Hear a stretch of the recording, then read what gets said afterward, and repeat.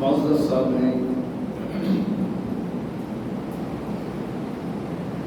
ماہ محرم الحرام جو کہ اسلامی مہینوں میں پہلا مہینہ ہے، اس کا آغاز ہو چکا ہے۔ ماہ محرم الحرام عظمت اور فضیلت والا مہینہ ہے۔ اس کا نام جو محرم رکھا گیا تو عربی زبان میں محرم کا معنی حرمت، تقدس، عزت، عظمت والا۔ تو یہ وہ مہینہ کہ جس کو اللہ تبارک و تعالی نے عزت، عظمت، تقدس، حرمت عطا فرمائی۔ اور اسی طرح یہ ماہ مبارک ان 4 مہینوں کے اندر بھی شامل ہے کہ جن کو حرمت والے مہینے کہا جاتا ہے۔ زمانہ جاہلیت کے اندر اہل عرب جن کی زندگیاں لڑائی جھگڑوں اور جنگوں میں گزرتی تھی، لوٹ مار، جنگ کرنا جن کا محبوب ترین مشغلہ تھا، وہ ان 4 مہینوں کے اندر اپنی تلواریں میام میں ڈال لیتے اور اس مہینے میں قتل و غارت نہیں کیا کرتے۔ ان میں ذی القعدہ، ذی الحج، محرم اور رجب یہ 4 مہینے ہیں کہ جن کو حرمت والا مہینہ قرار دیا گیا۔ تو گویا ان مہینوں کی حرمت، عظمت، مقام یہ بالکل آغاز اور ابتدا سے چلا آ رہا ہے۔ انہی مہینوں میں محرم کا مہینہ جس سے ابھی ہم گزر رہے ہیں، یوم خلق السماوات والارض، یہ اس وقت سے محترم ہے، اس وقت سے عزت اور عظمت والا ہے کہ جب سے اللہ نے زمین اور آسمان تخلیق فرمائی۔ گویا بالکل آغاز، اول وقت سے ہی اس ماہ مبارک کو اللہ تبارک و تعالیٰ نے حرمت، عظمت عطا فرما رکھی ہے۔ چونکہ ہمارے معاشرے میں ایک غلط فہمی پائی جاتی ہے کہ ماہ محرم کو بالعموم اور 10 محرم الحرام کے جس کو یوم عاشورہ بھی کہا جاتا ہے، عاشورہ کا لفظ بھی عشر سے نکلا ہے اور عشر بھی کہتے ہیں 10 کو۔ عاشورہ کا معنی 10واں دن، تو یوم عاشورہ محرم الحرام کا 10واں دن۔ تو جیسے پورے محرم کی عظمت اور فضیلت پہلے دن سے چلی آ رہی ہے، تو 10 محرم الحرام کی عظمت، فضیلت اور مقام بھی بالکل آغاز اور ابتدا سے چلا آ رہا ہے کہ اللہ تبارک و تعالیٰ نے حضرت آدم علیہ السلام کو دنیا میں بھیجا۔ آپ کی توبہ قبول ہوتی ہے تو 10 محرم کا دن تھا۔ نوح علیہ السلام کی کشتی کوہ جودی پہ جا کے ٹھہرتی ہے، 10 محرم کا دن ہے۔ یونس علیہ السلام کو مچھلی کے پیٹ سے نجات ملی، 10 محرم کا دن ہے۔ موسیٰ علیہ السلام کو قوم فرعون، بنی اسرائیل کو فرعونیوں سے نجات ملی، 10 محرم الحرام کا دن ہے۔ اسی طرح قیامت جب آئے گی تو وہ بھی 10 محرم کا دن جمعے کا دن ہو۔ تو گئے یہ 10 محرم ہو یا ماہ محرم ہو، ان کی عظمت اور فضیلت پہلے دن سے چلی آ رہی ہے۔ ہمارے معاشرے میں جو غلط فہمی پائی جاتی ہے کہ حضرت حسین رضی اللہ تعالیٰ عنہ کی شہادت کی وجہ سے اس دن کو عظمت اور فضیلت ملی ہے، تو یہ نظریہ غلط ہے، یہ واقعی غلط فہمی ہے۔ یوں تو کہا جا سکتا ہے کہ 10 محرم الحرام کی وجہ سے حضرت حسین رضی اللہ تعالیٰ عنہ کی شہادت کو بڑا مرتبہ مقام ملا، کہ 10 محرم میں اللہ نے ان کو شہادت کی عظیم نعمت عطا فرمائی۔ تو برکت یہ کہنا کہ اس شہادت کی وجہ سے 10 محرم کو یا مہینہ محرم کو حرمت ملی ہے، تو یہ نظریہ غلط ہے، درست نہیں ہے، اس کی اصلاح کر لینی چاہیے۔ کیونکہ اگر کسی بھی شخصیت کی شہادت کسی بھی مہینے یا دن کی حرمت کا باعث بنے گی، تو پھر تو یقیناً حضرت حسین رضی اللہ تعالیٰ عنہ سے مرتبے اور مقام میں بڑے حضرات موجود ہیں، اور ان حضرات کی بھی اللہ کے دین کے لیے اللہ کے راستے میں شہادت ہوتی ہے۔ تو پھر تو ہمارا ہر ہر سال ہر دن ہی کوئی حرمت والا ہو جائے گا، کہ کوئی بھی دن سال کا ایسا نہیں ہے تقریباً کہ جس میں کسی بڑے سے بڑی شخصیت کی وفات یا ان کا یوم شہادت نہ ہو۔ تو اس لیے ویسے بھی شریعت جو ہے اس کا یہ مزاج نہیں ہے، وہ دنوں کی قائل نہیں ہے۔ کسی کی پیدائش کا دن بڑی عظمت والا ہو گیا، کسی کی وفات اور شہادت کی وجہ سے کسی دن کو عظمت مل گئی، اب ہم نے وہ دن منانے ہیں، ان دنوں کا پرچار کرتے رہنا ہے، تو یہ شریعت کا مزاج نہیں ہے۔ نہ شریعت اس کی حوصلہ افزائی کرتی ہے، نہ شریعت اس کی اجازت دیتی ہے۔ تو بارکہ 10 محرم الحرام ہو یا محرم کا مہینہ ہو، اللہ تبارک و تعالیٰ نے روز اول سے ہی اس کو عظمت عطا فرما رکھی ہے، تو لہذا ماہ محرم الحرام یقیناً عظمت اور فضیلت والا مہینہ ہے۔ اب اس مہینے میں کرنا کیا ہے؟ چونکہ ہم ایک ایسے معاشرے میں رہتے ہیں کہ جس معاشرے میں بے دینی عام ہے، جس معاشرے کے افراد دین کے علم سے تقریباً نابلد ہیں، کہ جن کو شریعت کے مزاج سے واقفیت نہیں ہے، وہ دیکھا دیکھی دین کو سیکھنے کی کوشش کرتے ہیں کہ فلاں نے کام کیا تو میں بھی کروں، فلاں نے یہ رسم ادا کی تو بڑی اچھی ہے میں بھی کر دوں، فلاں نے وہ رواج جاری کیا بڑا پیارا میں بھی جاری کر دوں۔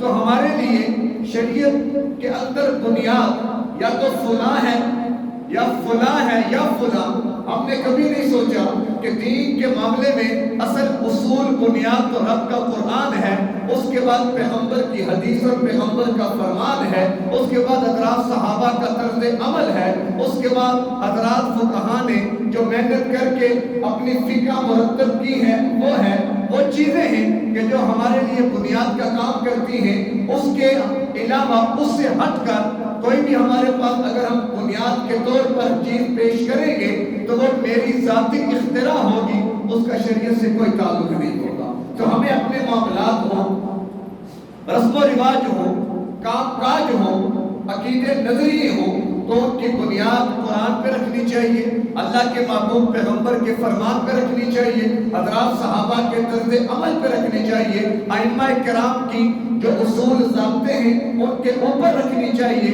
تبھی جا کر وہ اللہ کے ہاں مقبول بھی ہوگی، اس کا اثر اور صلہ بھی ملے گا۔ تو کہ ماہ محرم کے اندر کیے کرنے کا تو بہت سارے کام ہو رہے ہیں، بہت سارے کام کیے جائیں گے، البتہ قرآن و سنت کی روشنی میں ماہ محرم کے اندر صرف 2 کام ثابت ہیں کہ جن کو ہم قرآن و سنت کہہ سکتے ہیں، جن کو ہم شریعت کہہ سکتے ہیں، جن کی ہم ترغیب دے سکتے ہیں، جس کی ہم دعوت دے سکتے ہیں، جس پر لوگوں کو لا سکتے ہیں۔ اب وہ 2 کام کون سے ہیں؟ نمبر 1 10 محرم کا روزہ رکھنا، اس کے حوالے سے قرآن و سنت میں تفصیلات موجود ہیں۔ اللہ کے محبوب پیغمبر مدینہ تشریف لے گئے، آپ نے یہود کو دیکھا کہ 10 محرم کا روزہ رکھتے ہیں، آپ نے پوچھا کیوں رکھتے ہو؟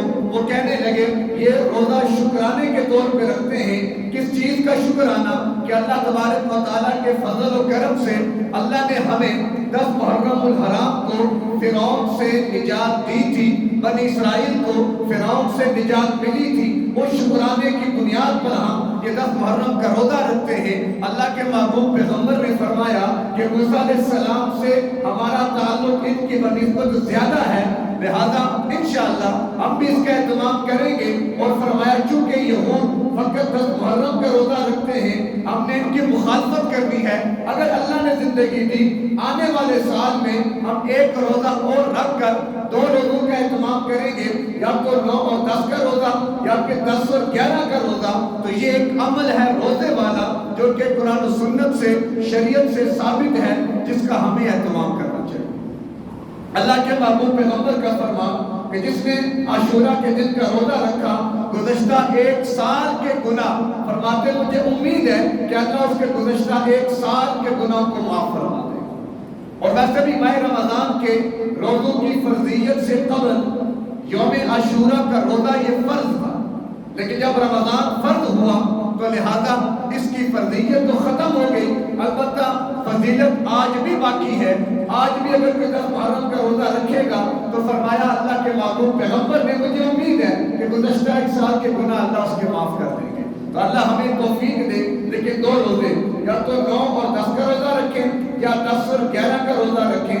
یہ ہے قرآن و سنت کا وہ عمل جو محرم میں ثابت ہے۔ اور دوسرا عمل جو اللہ کے محبوب پیغمبر کے ایک حدیث میں آتا ہے کہ جس حدیث کے بارے میں اگرچہ محدثین نے کلام کیا ہے لیکن کثرت روات کی وجہ سے چونکہ عمل کی ترغیب ہے تو لہذا اسے قبول کیا جا سکتا ہے۔ اللہ کے محبوب پیغمبر نے فرمایا کہ عاشورہ کے دن جو اپنے گھر والوں پر وسعت کرے گا رزق کے اعتبار سے اللہ پورے سال اس کی روزی کو وسیع کر دے گا، اللہ پورے سال کے لیے روزی کے اندر وسعت پیدا کر دے گا۔ تو لہذا یہ دوسرا عمل جو کہ ماہ محرم یا 10 محرم کے دن کے لیے اللہ کے محبوب پیغمبر نے ہمیں ترغیباً فرمایا ہے، تو لہذا 10 محرم کے دن اب آپ اپنے اہل و عیال پر وسعت کریں۔ اب وسعت کا کیا مطلب؟ یعنی مثال کے طور پر اگر گھر میں دال پکی ہے تو ساتھ مرغی بھی بنا لیں، ساتھ چاول بھی بنا لیں، کوئی میٹھا بھی بنا لیں گھر میں۔ اس اعتبار سے نہیں کہ 10 محرم ہے، اس میں ہم نے اکثر لوگ یہ رسم ادا کرتے ہیں کہ 10 محرم کو صبح والے دن یا کسی وقت بھی گھر میں کچھ نہ کچھ نیازیں پکا کر وہ گھروں میں تقسیم کرتے ہیں، تو یہ شریعت سے ثابت نہیں ہے۔ شریعت کہتی ہے اپنے اہل و عیال پر وسعت کرو، ان کے نان نفقے میں اضافہ کرو۔ 10 محرم کے دن اگر مہینے کا خرچہ 10,000 دیتے تھے، 10 محرم کو 12 کی نیت کر لو، اللہ پورے سال رزق کے اندر وسعت دے دے گا۔ تو یہ ہیں وہ دو کام جو کہ ماہ محرم کے اندر اللہ تبارک و تعالیٰ کے معصوم پیغمبر سے ثابت ہیں۔ ان دو کاموں کے علاوہ ماہ محرم میں جو کچھ بھی ہو رہا ہے یا جو کچھ ہم کر رہے ہیں وہ میں کر رہا ہوں، وہ آپ کر رہے ہیں، اس کا قرآن سے شریعت سے کوئی دور کا تعلق نہیں ہے۔ مثال کے طور پر ماہ محرم کے اندر لوگ شادی بیاہ کا اہتمام نہیں کرتے، حالانکہ یہ جہالت اور حماقت ہے۔ کوئی بھی دن، کوئی بھی مہینہ، کوئی بھی سال ایسا نہیں ہے کہ جس کے اندر اللہ کے محبوب پیغمبر کے عمل نکاح، سنت نکاح کو ادا کرنا اس کے اوپر کوئی پابندی ہو، بالکل غلط ہے۔ علماء نے لکھا ہے کہ ماہ محرم میں شادی اور بیاہ کرنا یہ بقیہ 11 مہینوں سے زیادہ فضیلت رکھتا ہے۔ خود اللہ کے محبوب پیغمبر نے ماہ محرم میں حضرت صفیہ سے نکاح فرمایا۔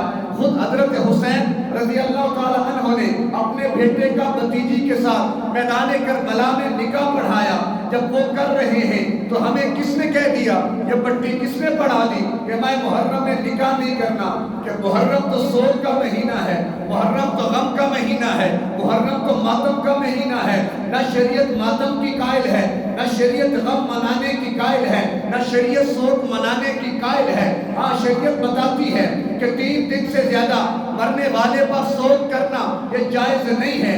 ایک آدمی کا انتقال ہو گیا، لا يحل لامرئ ان يحد على میت فوق 3 حلال نہیں ہے کہ مرنے والے پر 3 دن سے زیادہ بیٹھا جائے، 3 دن سے زیادہ سوگ منایا جائے، 3 دن سے زیادہ اس کے غم میں اپنے گھر میں وہ پھوڑیاں ڈال کر اور گھنٹیاں رکھ کر مہمانوں کی آمد و رفت ہوتی ہے۔ کام پر جانا ہے، پہلے دعا کر لو، واپس آئے ہیں پہلے دعا کر لو۔ اللہ کے بندو شریعت کے مطابق تعزیت کا طریقہ تو سیکھ لو کہ تعزیت کے بارے میں شریعت کی تعلیم کیا ہے۔ میں کون ہوں اللہ کے دین میں مداخلت کرنے والا؟ مجھے کس نے حق دیا کہ جو چیز اللہ نے نہیں حکم دیا، اللہ کے پیغمبر نے نہیں کی، حضرات صحابہ نے وہ کام نہیں کیا، مجھے یہ پٹی کس نے پڑھائی ہے کہ تم یہ کام کرو تمہیں ثواب ملے گا؟ ثواب ملتا ہے سنت پر عمل کرنے کا، ثواب ملتا ہے شریعت کے احکامات پر عمل کرنے کا۔ جس چیز کو میں نے عمل بنایا میں کہاں سے ثواب دوں گا؟ ثواب تو اللہ دے گا۔ آپ اللہ کب سے بن گئے کہ تم یہ کام کرو تمہیں ثواب پہنچے گا؟ بھائی تم ثواب دو گے مجھے؟ تو یہ شریعت میں جسالت ہے، یہ اللہ کے اوپر عدم اعتماد ہے، اللہ کے محبوب پیغمبر پر الزام ہے کہ یہ عمل جو پیغمبر نے نہیں کیا، کیوں نہیں کیا؟ کرنے والے سے ہم سوال کرتے ہیں کہ پیغمبر نے نہیں کیا، بتاؤ پیغمبر کے بارے میں تمہاری کیا رائے ہے؟ پھر اسے اپنے ایمان کی خیر منانی پڑے گی۔ تو بار کیا مرنے والے پر وہ کوئی بھی ہو 3 دن سے زیادہ سوگ کرنا یہ حرام اور ناجائز ہے۔ ترمذی شریف کی حدیث جو کہ صحیح ستہ میں بڑے رتبے والی کتاب ہے، اس کی روایت آپ کے سامنے رکھی ہے۔ اب الف بات جو کہتا ہے وہ کہتا رہے، جو پیغمبر نے کہا اس پر بات ختم۔ تو مرنے والوں پر 3 دن سے زیادہ سوگ منانا جائز نہیں ہے۔ ہم محرم میں سوگ مناتے ہیں، حرام ہے۔ اسی طرح محرم میں کالے کپڑے لوگ پہنتے ہیں۔ علماء نے لکھا ہے ماہ محرم میں کالا لباس پہننا حرام اور ناجائز ہے۔ کیوں کہ یہ یہ مشابہت ہو کہ ان لوگوں سے جو کہ بے دین ہیں، کہ جن کا دین سے کوئی تعلق نہیں ہے، لہذا ماہ محرم میں کالے لباس کا اہتمام کرنا یہ شریعت میں جائز نہیں ہے، علماء نے اسے منع کیا ہے۔ اسی طرح پھر 10 محرم کے دن لوگ نیاز حسین کے نام پر اپنے گھروں میں کچھ پکاتے ہیں یا سبیلیں لگتی ہیں، لوگ پانی پیتے پلاتے ہیں، یہ حرام اور ناجائز ہے، اس کا شریعت میں کوئی ثبوت نہیں ہے۔ اگر حسینی کردار اختیار کرنا ہے، حسین تو پیاسے اللہ کے دین کے لیے جامع شہادت نوش کرتے ہیں اور ہم سبیلیں لگا کر ان کی مخالفت کرتے ہیں۔ اللہ کے پیغمبر تو فرماتے ہیں کہ 10 محرم کو روزہ رکھو، اور ہم سبیلیں لگا کر دیگیں پکا کر لوگوں کے روزے خراب کرتے ہیں، یہ کون سا دین ہے؟ یہ حماقت اور جہالت کہاں ہمارے اندر آ گئی؟ قرآن ہمارے پاس موجود، پیغمبر کی حدیث ہمارے پاس موجود، حضرات صحابہ کا طرز عمل ہمارے پاس موجود، پھر نہ جانے کہاں سے ہمیں بہکا دیا جاتا ہے۔ تو بہرکیف تفصیلات تو بہت ہیں، تو خلاصہ یہی ہے کہ 2 کام میں نے بتا دیے کہ آپ نے وہ کرنے ہیں، ایک تو 9، 10 یا 10، 11 کا روزہ رکھنا ہے، اور نمبر 2 10 محرم والے دن اپنے گھر والوں پر وسعت کرنی ہے، رزق اور روزی میں کچھ اضافہ کرنا ہے۔ اس کے علاوہ ہمارے معاشرے میں، ہمارے گلی محلوں میں جو کچھ بھی ہوتا ہے اس کا دین اور شریعت سے کوئی دور کا بھی تعلق نہیں ہے۔